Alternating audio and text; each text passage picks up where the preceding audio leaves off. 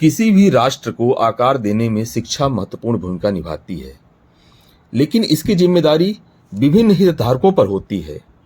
विभिन्न हितधारकों की साझेदारी से ही हम और अधिक ऊंचाइयों तक पहुंचते हैं और इसी से एक बेहतर टीम वर्क का पता लगता है। वर्तमान में हम एक ऐसे दौर में हैं जहां पूरी दुनिया बड़े बड़े बदलावों और चुनौतियों से गुजर रही है और तेज गति से होने वाले आर्थिक, सामाजिक और सांस्कृतिक बदलावों को महसूस कर रही है, जिनमें वैश्वीकरण, अंतर्राष्ट्रीय प्रतिस्पर्धा, नई तकनीकों की शुरुआत और कोविड महामारी जैसी आपातकालीन स्थितियां भी शामिल हो चुकी हैं। वर्तमान में हमारे स्कूलों में माता पिता और परिवारों से लेकर के शिक्षकों और छात्र सहायता के लिए टीमों, स्कूल लीडर्स, साझेदारी परिषदों और छात्र परिषदों तक कई तरह के हितधारक होते हैं। इसलिए लीडर्स को जमीनी स्तर से भागीदारी सुनिश्चित करने की आवश्यकता है। यदि हम इसे ठीक से पोषित करें तो प्रभावी ढंग से स्कूल प्रबंधन में बदलाव लाए जा सकते हैं। इन बदलावों को बनाए रखने के लिए यह आवश्यक है कि शैक्षिक लक्ष्यों के आधार पर भागीदारी पूर्ण निर्णय लेने की प्रक्रिया को केंद्र में रखा जाए। जैसा कि हम सभी जानते हैं कि स्कूल के विभिन्न पहलुओं जैसे शिक्षण शास्त्र, बुनियादी ढांचा और मानव संसाधन में सफलता हासिल करने हेतु इसके लिए सभी हितधारकों को स्कूल के प्रबंधन में अपनी भूमिका निभानी होती है। इसलिए इस प्रक्रिया में लीडरशिप की भूमिका बहुत ही महत्वपूर्ण है। हम यह भी देख सकते हैं कि हितधारकों के विभिन्न हिस्से कुछ हद तक आपस में जुड़े हुए होते हैं, क्योंकि स्कूल प्रबंधन में सभी एक दूसरे पर निर्भर होते हैं। व्यवस्थागत प्रशासक का अर्थ होता है राज्य के लिए काम करने वाले शैक्षिक प्रशासक और स्कूल के लिए प्रधानाचार्य।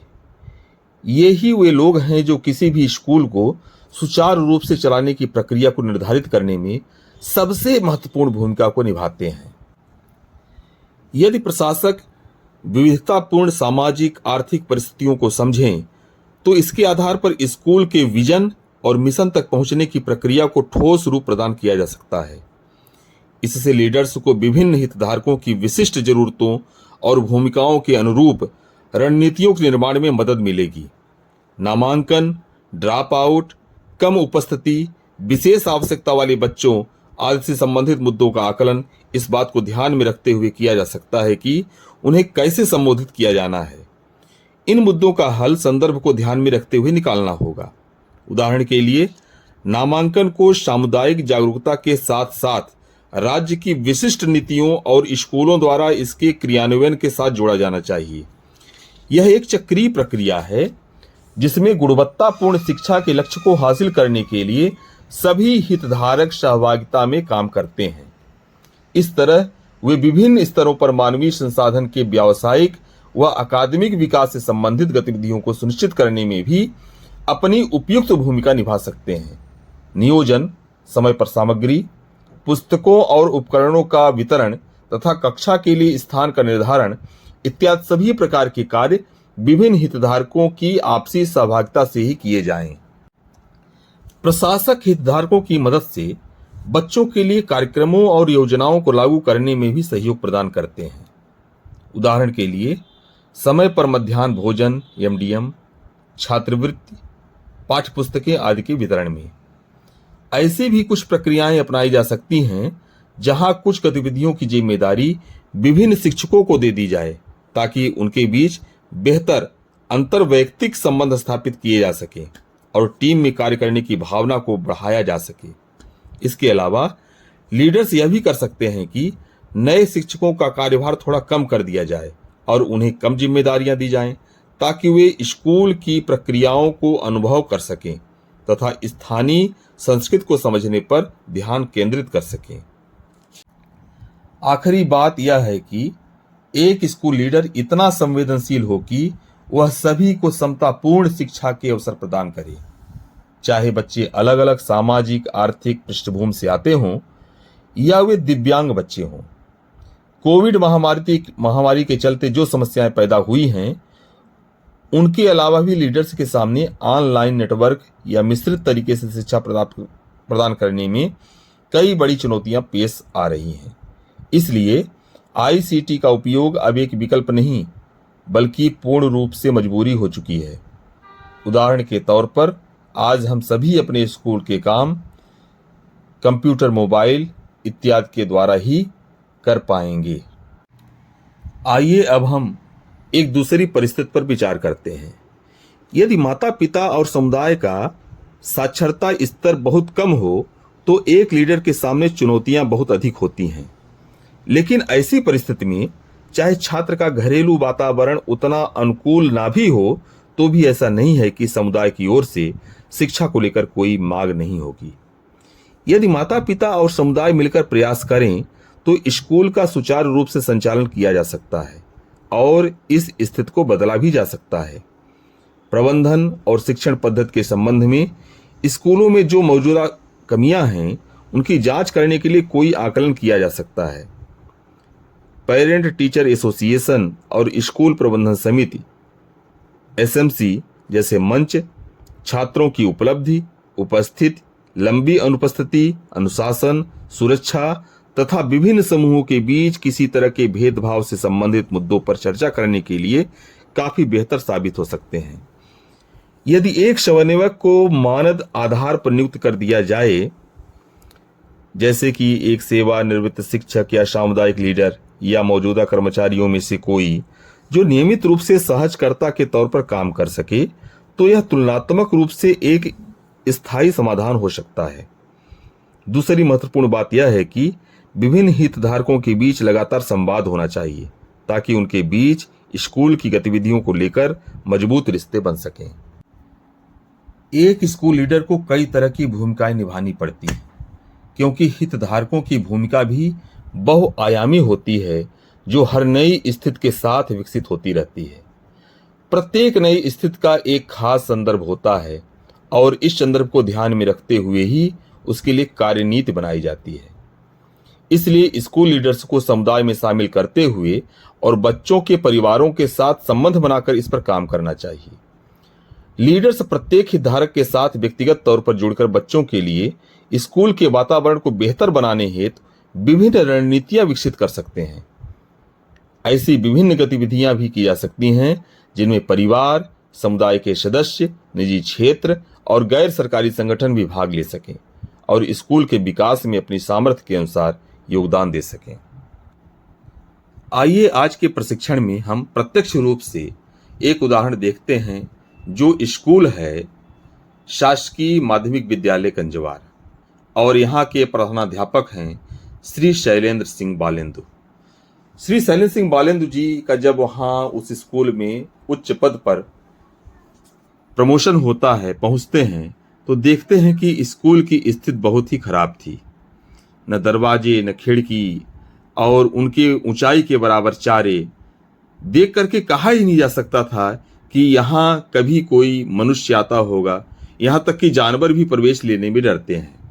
लेकिन शैलेंद्र सिंह के दृढ़ संकल्प से, उनके प्रयास से, उनके विजन से आज वह विद्यालय उन्नयन की ओर अग्रसर है, जिसमें विद्यार्थी आकर के पढ़ रहे हैं। कई वर्षों पूर्व वहां पर छात्र बैठते ही नहीं थे। आइए हम आज उस विद्यालय की पूरी स्थिति को देखते हैं। श्री शैलेंद्र सिंह बालेंदु जी में एक अच्छे हेडमास्टर के सफल लीडर होने के सभी गुण विद्यमान हैं। वे पूर्ण रूपेण अपने शिक्षक साथियों को दिशा निर्देश प्रदान करते हैं, विद्यार्थियों की दक्षताओं पर पूर्ण रूप से ध्यान देते हैं और यहाँ तक कि स्कूल के सर्वांगीण विकास के लिए समुदाय की सहभागिता, यहाँ तक कि जहां से भी हो सकता है राजनीतिक रूप से विधायक से मिलना, सांसद महोदय से मिलना, अपने विभाग के वरिष्ठ अधिकारियों से बात करना, दिन रात अनवरत स्कूल के विकास हेतु लगे रहते हैं। आज के इस प्रशिक्षण में शैलेंद्र सिंह किस तरह से दिव्यांग बच्चों को भी अध्ययन कराने के लिए प्रयास करते हैं, हम उसके लिए उनके स्कूल के वीडियो क्लिप को देख करके समझ पाएंगे उनके पूरे प्रयास को।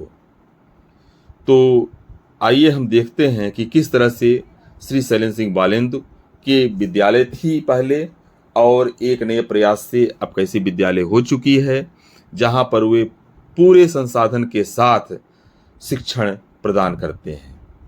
शैलेंद्र सिंह के स्कूल में एक दिव्यांग छात्र था। उस छात्र के बारे में उनके अभिभावकों का कहना था कि यह तो पढ़ना चाहता है लेकिन स्कूल कैसे पहुंचे। तो उसके लिए ऐसा प्रयास करते हैं जो हम अभी आगे की इस वीडियो में देखेंगे। आज के प्रशिक्षण में शैलेंद्र सिंह सर स्वयं उस वीडियो को प्रोजेक्टर के माध्यम से यहाँ पर दिखा रहे हैं कि किस तरह से उसे अपने विद्यालय में पढ़ाने के लिए लाते हैं।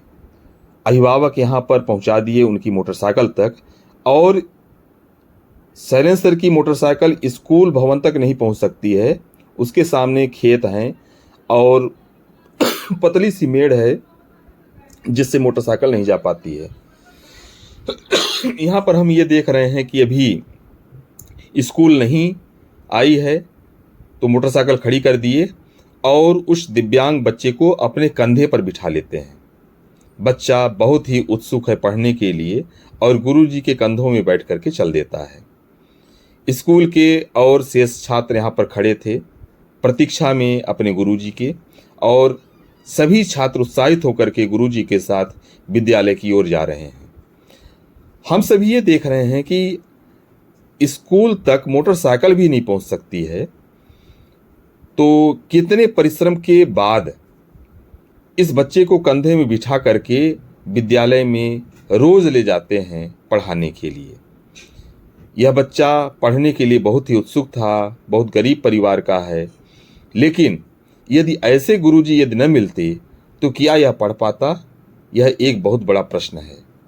आज इन शिक्षक के इस प्रयास से दिव्यांग होते हुए भी उनके जीवन में एक ज्ञान के प्रकाश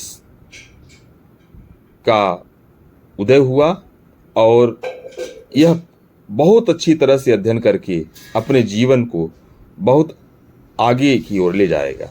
इस समाचार को विभिन्न समाचार पत्रों में भी प्रकाशित हुए और सभी लोग देखे हैं।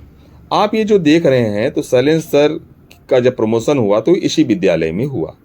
जब ये पहुंचते हैं तो विद्यालय की स्थिति बहुत ही जर्जर है। यहाँ पर आप देख रहे हैं कि खिड़की दरवाजे कुछ भी नहीं है। विद्यालय भवन की पुताई पता नहीं कब हुई होगी। सामने इतने बड़े बड़े चारे हैं कि कहीं कहीं पर तो जब खड़े हो जाते हैं तो पूरी तरह से दिखाई भी नहीं देते हैं इन चारों के बीच में। पूरे भवन की स्थिति हम देखें तो सोचा भी नहीं जा सकता है कि कोई भी शिक्षक इसी भवन में इसका जीर्णोद्धार करके यहाँ बच्चों को पढ़ाने के लिए तैयार होगा। अभी वर्तमान में जब ये पहुँचते हैं तो ये पता लगाते हैं कि यहाँ यदि विद्यालय नहीं लगती है तो ये विद्यालय कहाँ पर है। तो पता चलता है कि यहाँ से कुछ ही दूर पर आंगनवाड़ी के भवन में शिक्षक और छात्र दोनों मिलकर के विद्यालय लगाते हैं। अभी हम ये देख रहे हैं कि छत कितना जर्जर हो चुका है, नीचे की जमीन बिल्कुल उखड़ी हुई है। अकेले घुसने में भी डर लगता है, लेकिन जब यहाँ पर शैलेंद्र सर घूम रहे थे तो उनके मन में बार बार विचार आ रहा था कि यदि शासकीय विद्यालय यहाँ पर है तो यहीं पर लगनी चाहिए। ये यदि यहाँ पर बहुत दिनों तक छोड़ दिए थे स्कूल लगाना तो उससे भी स्थिति गड़बड़ हो जाती है।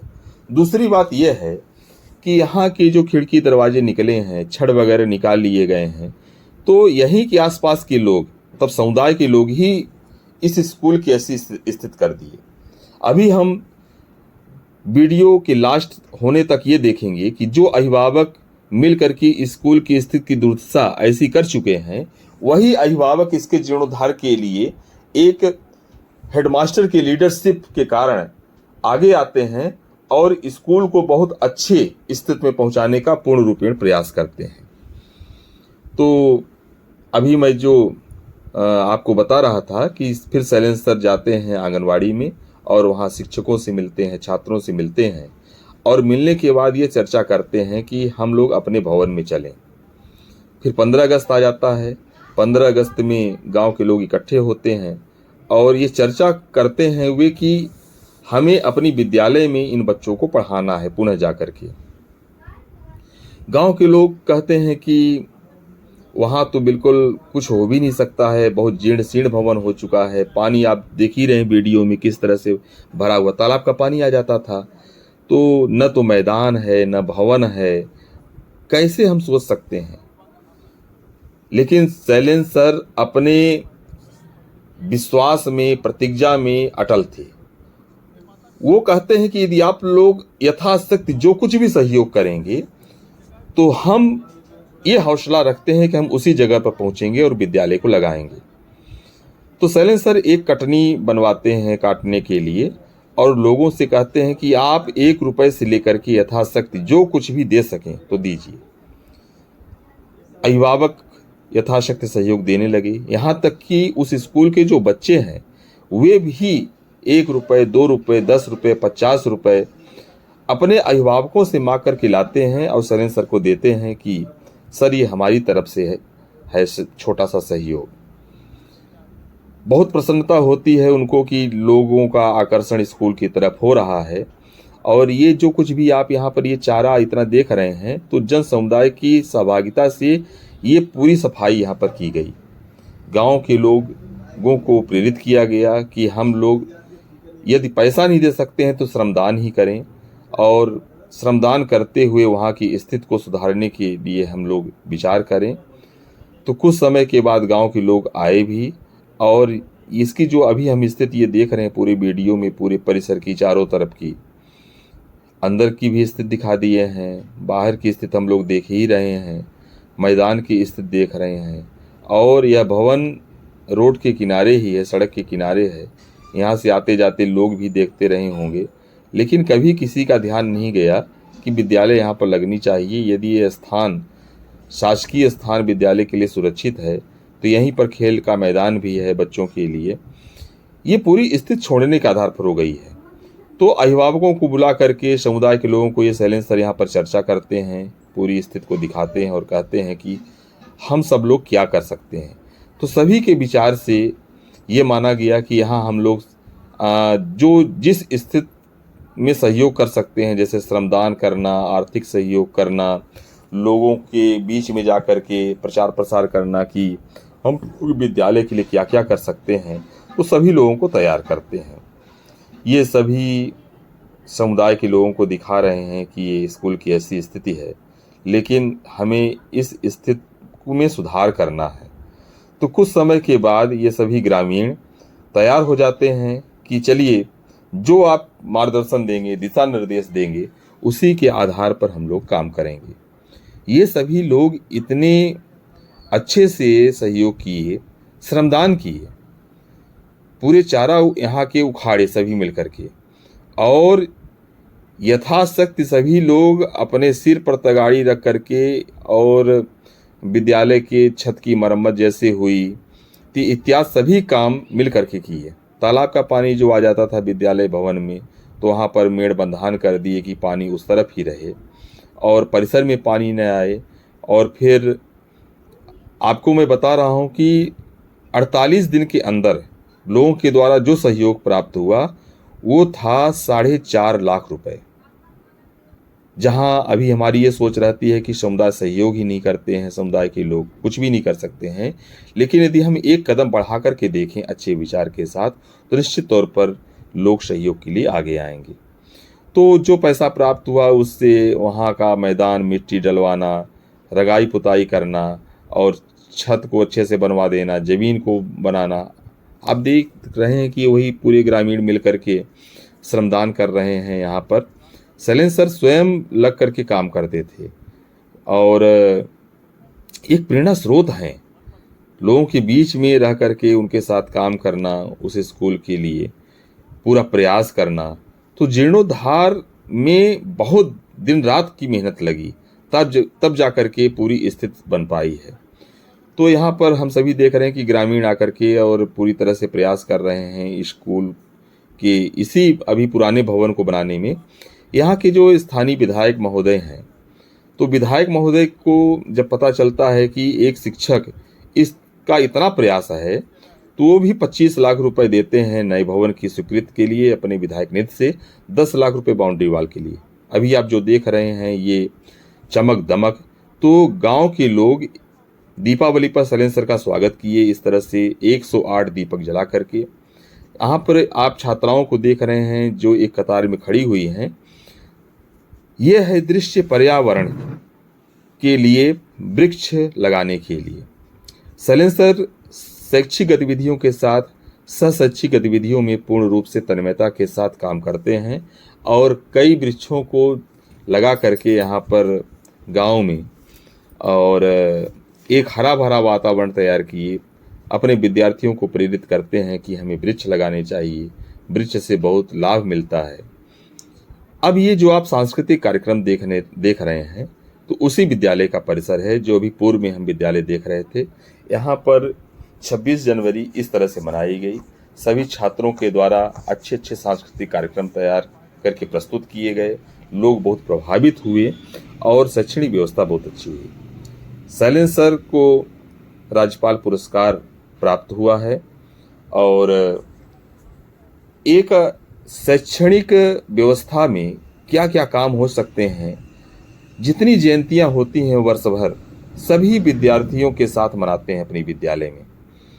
तो यहाँ पर हम एक उदाहरण देखे हैं कि एक हेडमास्टर अपने लीडरशिप में यदि अच्छे से पूर्ण मनोयोग से काम करे तो बहुत अच्छी स्थिति में अपने विद्यालय को पहुंचा सकते हैं। हम समाज का विश्वास जीत सकते हैं।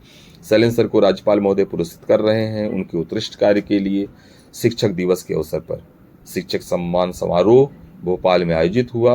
उन्हें राज्यपाल पुरस्कार दिया गया और इस तरह से हम एक आदर्श शिक्षक का उदाहरण आज यहाँ प्रस्तुत किए कि कैसे वे अपने स्कूल के उन्नयन में समुदाय की साझेदारी लेते हुए अग्रसर हैं एक बहुत ही उच्च स्थिति में पहुंचाने के लिए। तो बहुत बहुत धन्यवाद।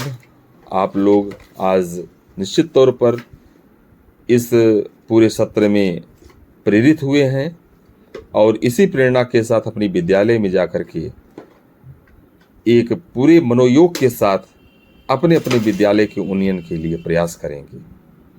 आप सभी को बहुत बहुत धन्यवाद।